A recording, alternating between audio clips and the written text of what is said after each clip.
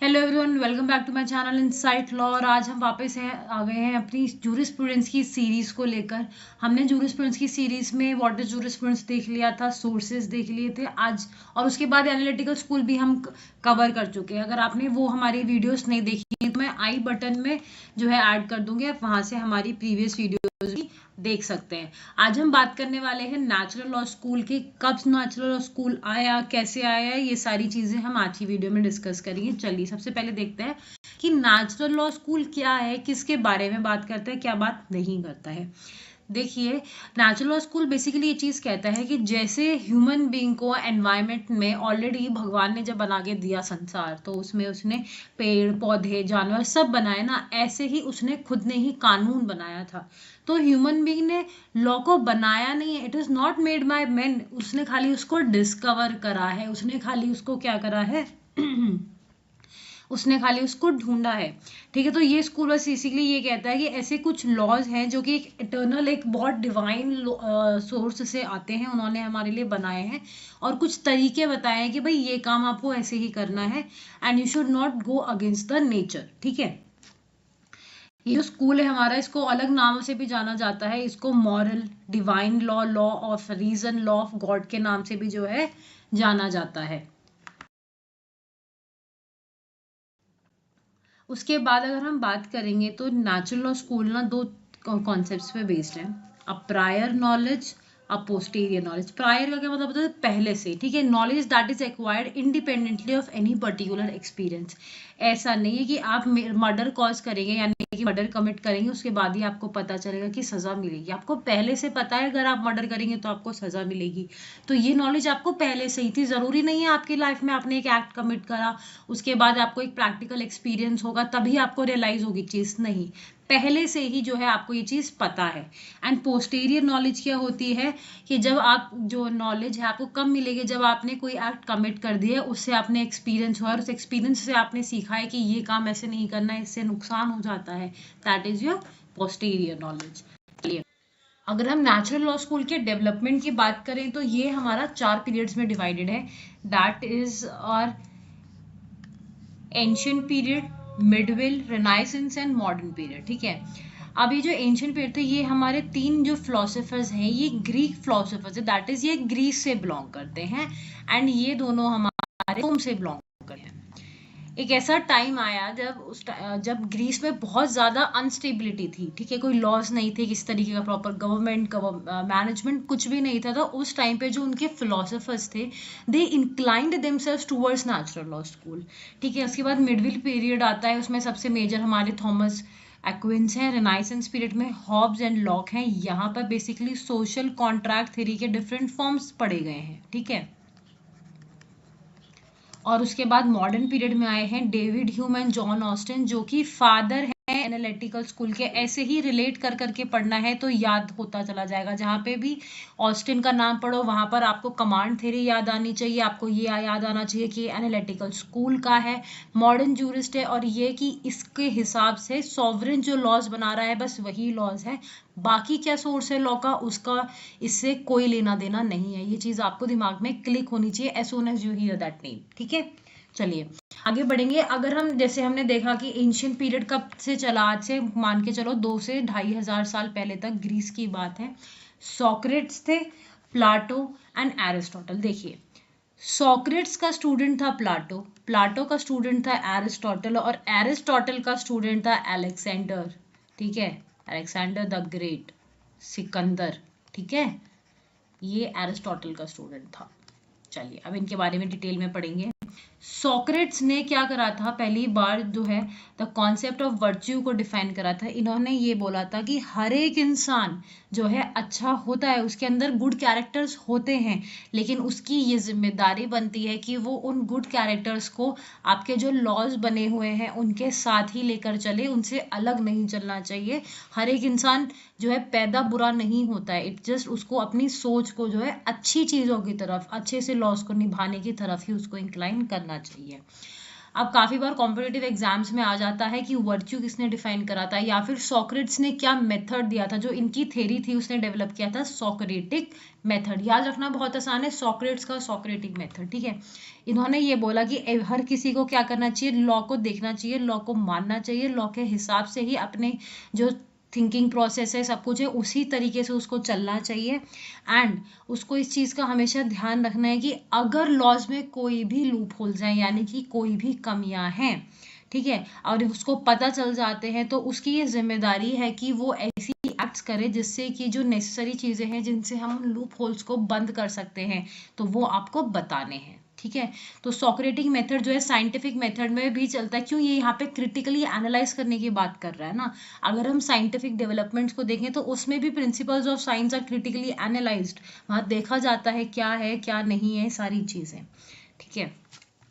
399 BC में Socrates को trial पे रख के, मतलब उसके ऊपर प्रोसीडिंग चला के उनको एग्जीक्यूट कर दिया गया था, बिकॉज इन्होंने सबसे पहली बार बात करी थी loving a person of the same gender, यानी कि मेल मेल से प्यार कर रहा है, फीमेल फीमेल से करे, that is gay and lesbian.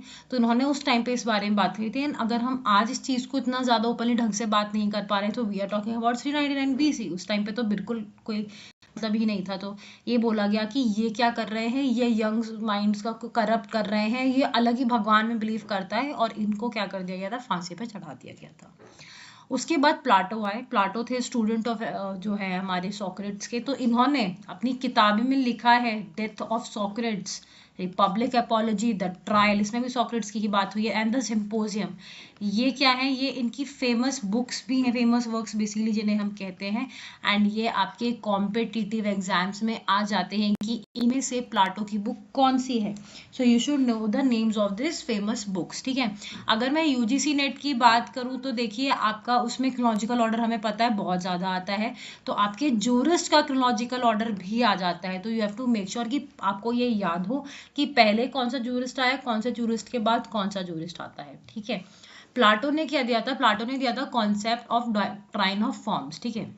इनका मतलब है कि नेचुरल लॉ ना हर फॉर्म में एग्जिस्ट करता है, ठीक है, हर एक तरीके के फॉर्म में, चाहे वो आपका फिजिकल वर्ल्ड हो, चाहे वो आपका पर्सनल है, चाहे वो कोई भी जगह है, कुछ भी प्लैनेट पे कुछ भी है, कहीं पे भी है, वो हर किसी फॉर्म में जो है लॉ एग्जिस्ट करता है एंड हमेशा करता रहेगा, ठीक है। उन्होंने बोला ये क्या है, ये अच्छाई के तरीके। अगर हम सब कानून को मान के चलेंगे ना तो सब अच्छाई होगी। अगर आप और मैं अच्छे अपने बिलीव्स को एक्सचेंज करेंगे, एक दूसरे की मदद करेंगे, एक दूसरे का बुरा नहीं करेंगे, तो ऑटोमेटिकली जो है स्टेबिलिटी आ जाएगी और सारी चीजें एनवायरनमेंट में अच्छी हो जाएंगी, ठीक है। And then there was Aristotle, the student of Plato. ये देखो एरिस्टोटल बड़ा फेमस है। अगर जो लोग BA LLB कर कर आए हैं उन्होंने सोशियोलॉजी में भी पढ़ा है, पॉलिटिकल साइंस में पढ़ा है, B.Ed वालों ने भी पढ़ा है एरिस्टोटल को, साइकोलॉजी वाले भी पढ़ते हैं एरिस्टोटल को, ठीक है।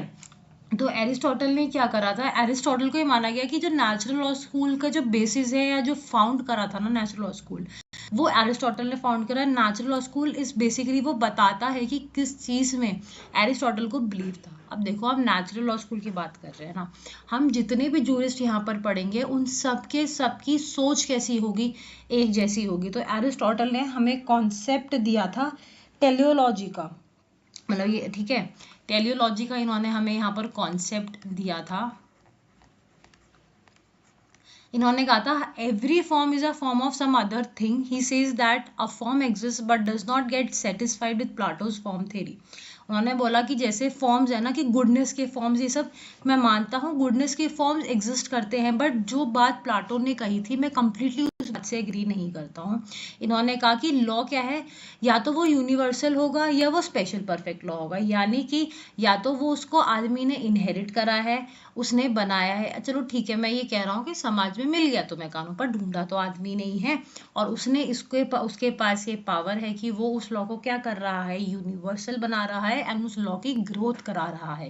नेचुरल लॉ में फॉर्म में, गुड फॉर्म में एनवायरमेंट में था, हमने ढूंढ लिया, बट उसका आगे का डेवलपमेंट कौन करेगा, उसका आगे का डेवलपमेंट एक मैन ही करेगा, ठीक है।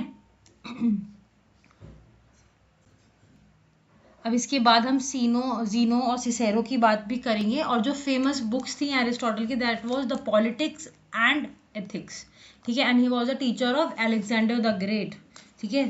सिकंदर का, उसको सिकंदर के नाम से भी जाना जाता है। अब चलेंगे रोम पे। ये तो 3 थे हमारे ग्रीक फिलोसोफर्स, अब रोम पे आ जाते हैं हम। यहाँ पे हम सबसे पहले बात करेंगे जीनो की, ठीक है। तो जीनो ने कॉन्सेप्ट दिया था हमारा स्टोइसिज्म का, ठीक है। सॉक्रेट्स ने इस कॉन्सेप्ट के बारे में बात करी थी ना, आगे उसको ले जाके स्टोइसिज्म के बारे में बात करी है जीनो ने। यहाँ पे ये इनके जो स्टूडेंट्स थे और ये थे, इन्होंने बहुत ज़्यादा डिटेल में सॉक्रेट्स की फिलोसफीज को बहुत डिस्कस करा था, ठीक है।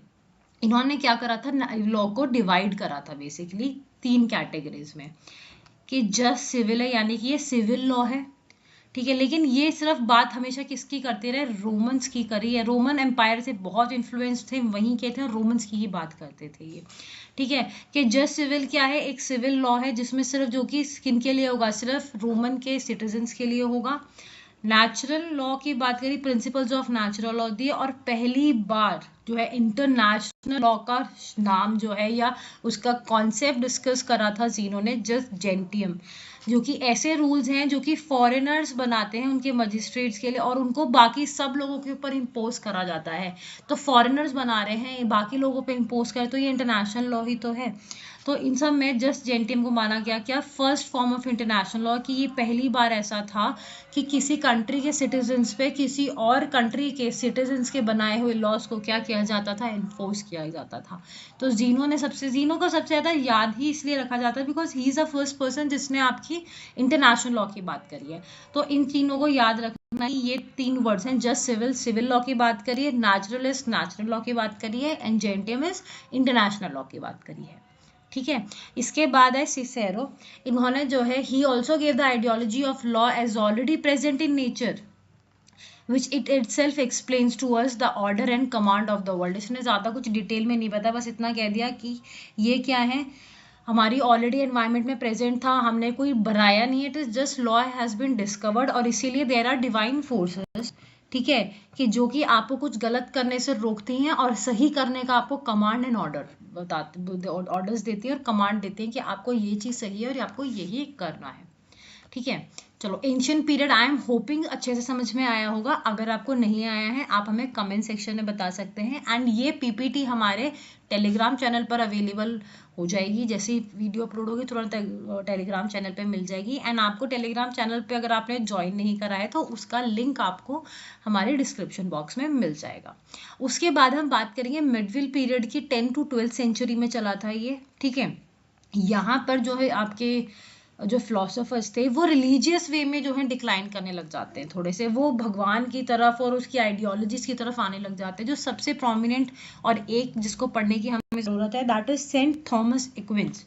इन्होंने जो है लॉ को 4 कैटेगरीज में डिवाइड किया था, law of God, natural law, divine law and human law. मतलब नाम कैसे है, भगवान से ही ना डील कर रहे हैं। ये ना आदमी बड़ा पक्का क्रिश्चियन था, चर्च में बड़ा बिलीव करता था, ठीक है। इन्होंने ये बोला था कि डिवाइन लॉ क्या है, वो बेसिकली जो स्क्रिप्चर्स है ना, जो पहले होली बुक्स हैं, बाइबल है और ये सारी किताबें हैं, इनको क्या करा गया, इनको इंटरप्रेट करा गया, इनको पढ़ा गया है, बताया गया है, किसके द्वारा, चर्च के द्वारा, और वही हमारा सुप्रीम लॉ है। लेकिन एक चीज़ का ध्यान रखना कि जैसे पॉजिटिव लॉ कौन सा होता है, मैन मेड होता है। अब सोसाइटी को चलाने के लिए जो लॉज बन रहे हैं उनके बेसिस तो ठीक है यही चीज़ें हैं, बट एग्जैक्ट कॉपी पेस्ट तो हम नहीं चला सकते भाई, समय बदल रहा है। तो इन्होंने ये कहा कि सारे नेचुरल लॉज को कन्फर करना चाहिए, यानी कि उनके साथ कंप्लायंस में चलना चाहिए पॉजिटिव लॉज के। अगर ऐसा होता है कि वो पॉजिटिव लॉज के साथ कन्फर नहीं कर पा रहे हो, साथ में नहीं चल पा रहे हैं, तो वो क्या हो जाएंगे, वो इनवैलिड हेल्ड कर दिए जाएंगे, ठीक है। आई होप यहाँ तक क्लियर रहा होगा।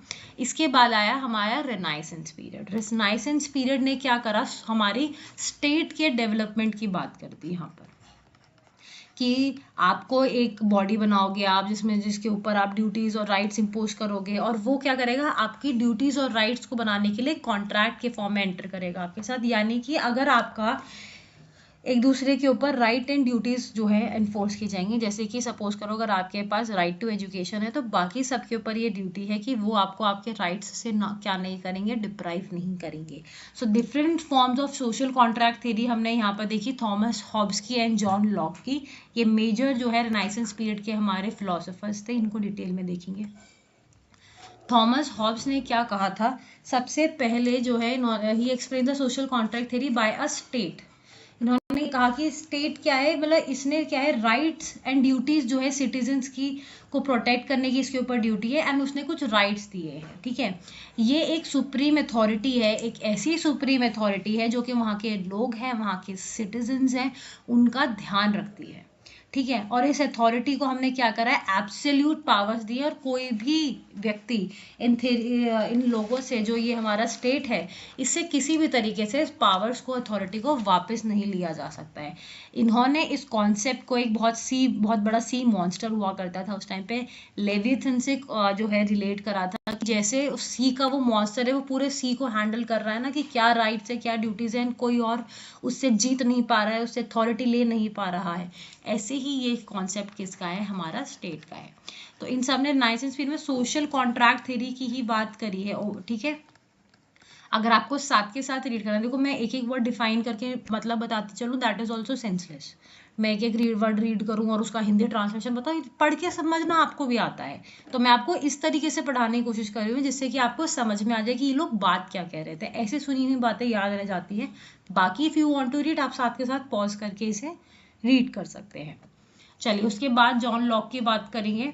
जॉन लॉक ने क्या कहा कि इन्होंने बोला कि जैसे हमारे थॉम्स ने क्या कहा था कि उसके पास एब्सोल्यूट पावर। इन्होंने बोला कि ज़्यादातर पहली बात तो आपको फोकस करना है इंडिविजुअल राइट्स पे।